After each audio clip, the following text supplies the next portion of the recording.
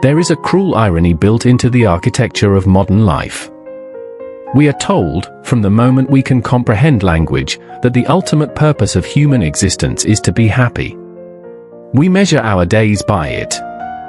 We audit our relationships, our careers, and our choices against a single, relentless metric: does this make me happy? And yet, look around.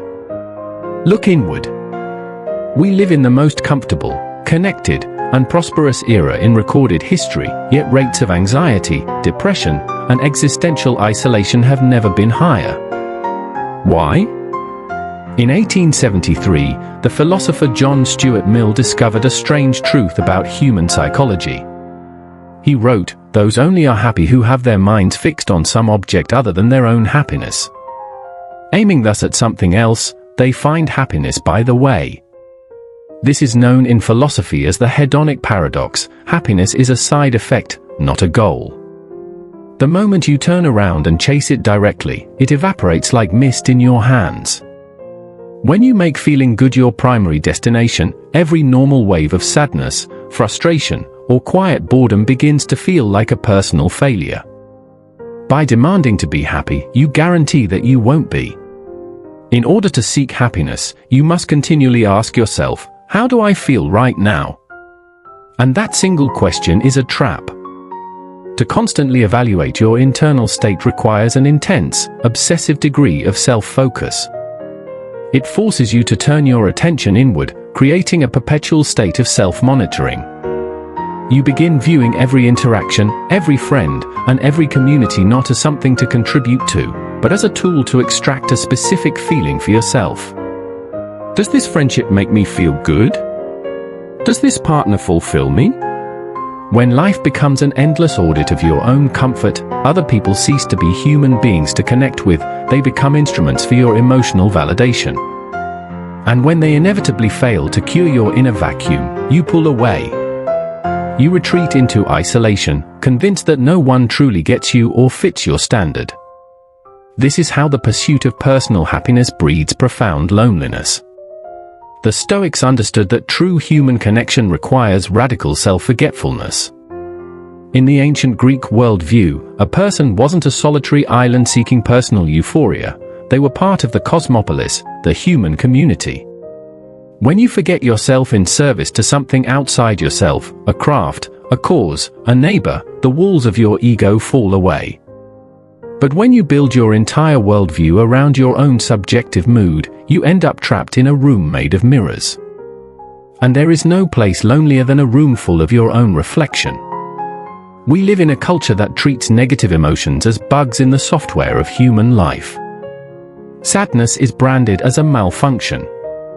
Grief is seen as an inconvenience. Discomfort is something to be medicated, distracted away, or optimized out of existence. But consider the neurologist and Holocaust survivor Viktor Frankl. In the unimaginable suffering of the concentration camps, Frankl observed something profound about human survival. Man, the sufferer, is not relieved by the elimination of his suffering, but by finding a meaning in it. Frankl noted that those who tried frantically to preserve their own comfort and personal pleasure were often the first to break down mentally. Meanwhile, those who survived were those who held on to a reason, a duty to a loved one, a book left unwritten, a responsibility to fulfill. Happiness cannot bear the weight of human existence.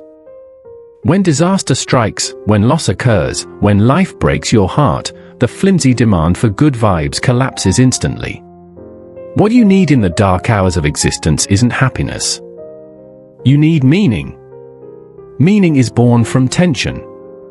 It is born from taking on responsibility, enduring hardship for something you care about, and confronting the bitter truths of life without flinching. When you sacrifice comfort for duty, pain stops feeling like an enemy and starts feeling like the price of devotion. So, what is the alternative? How do we break free from this relentless, exhausting chase? The Eastern traditions, particularly Buddhism and Taoism, offered an answer thousands of years ago: drop the agenda. The Tao Te Ching speaks of Wu Wei, effortless action, or flowing with the natural rhythm of reality rather than demanding that reality bend to your desires. When you stop treating life as a problem to be solved or a high score to be achieved, something remarkable happens. You stop running. You stop measuring the present moment against a fantasy of how you should feel, and you finally allow yourself to be where you actually are. To live deeply isn't to feel pleasant sensations 24 hours a day. To live deeply is to feel the full spectrum of the human condition, to feel grief fully because it honors what you loved. To feel struggle fully because it reveals what you are capable of. To feel stillness fully without needing to fill it with noise.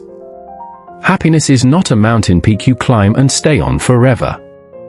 It is a wild bird that occasionally lands on your windowsill while you are busy doing something worth doing. If you try to cage it, you crush it. If you ignore it and focus on your work, it visits when you least expect it. Stop trying to be happy.